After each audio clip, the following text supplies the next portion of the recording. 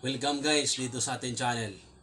So nagkita naman po tayo muli para patuloy po tayo mamahagi ng ating kaalaman tungkol sa glass and aluminum installation. So ngayon po guys ay maghahasa po tayo ng tawag na jealousy blade. Ito yung gamit para sa mga jealousy window. Bali, hasaan natin to guys.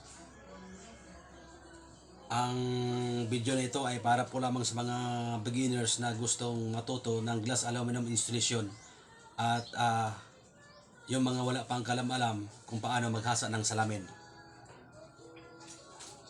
So bali, ang hasain natin, ito lang gilid. Kabilaan po yan guys. Yan, kabilaan. Yan, kabilaan. Itong parte na to, hindi na natin ito isasali. Pati dito sa kabila. Kasi hindi naman ito nahahawakan.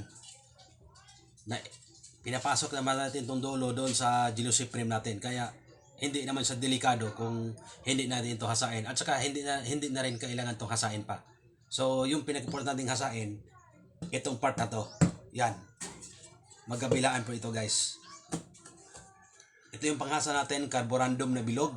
Ito talaga design para sa glass. Saka may tubig po tayo. Ito tubig natin.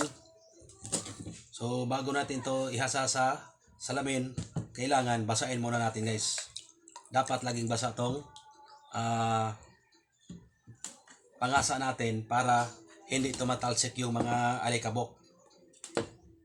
Hindi tumatalsik yung mga alikabok na hinahasa natin kasi delikado guys. Na pag tumatalsik, pumapasok sa mata natin, maaari po tayong mabulag. Pero yung pinaka-importante kung naghasa kayo ng salamin, dapat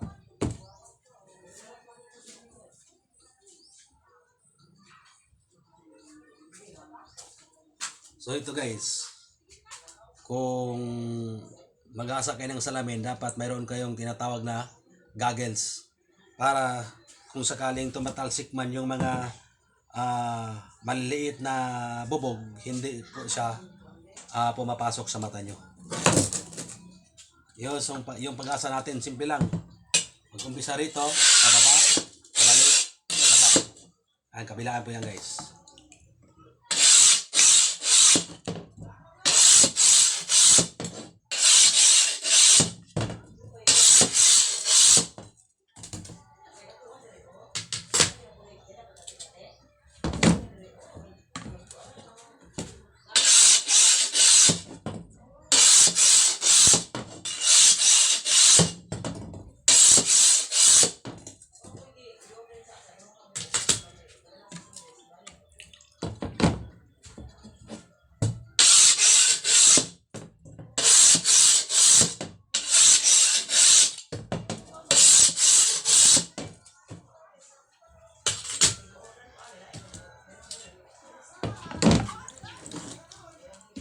So bali yung pag-asa nito kahit mga 300 lang.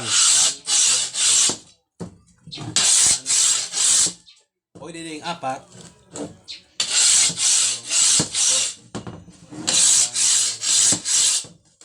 Ang pinaka-importante nito guys ay matatanggal itong talas ng salamin para hindi masugatan yung customer natin.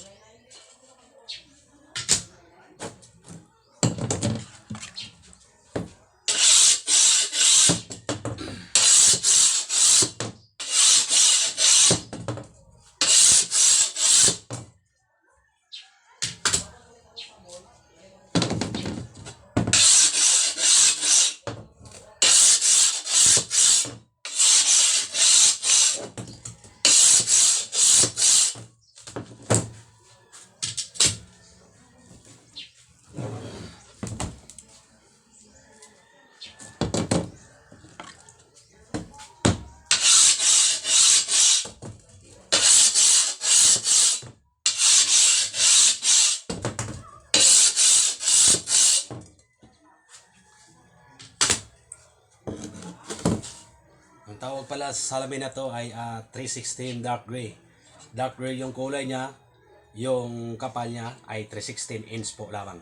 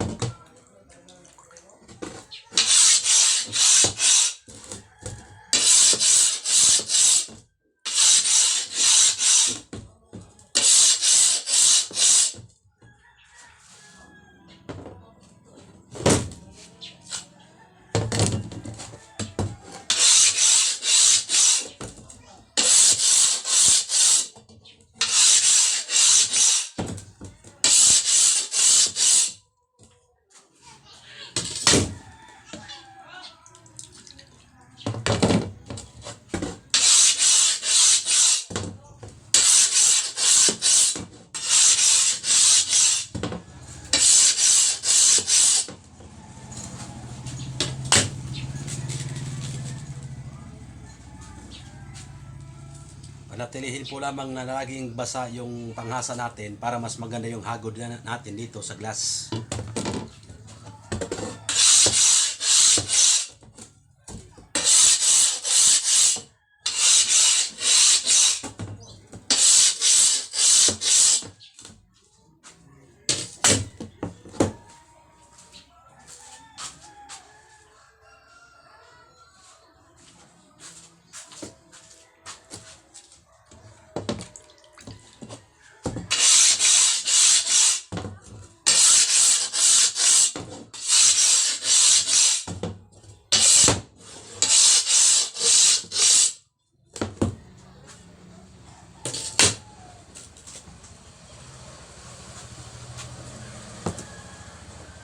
Hanggang dito na lang muna yung video natin guys.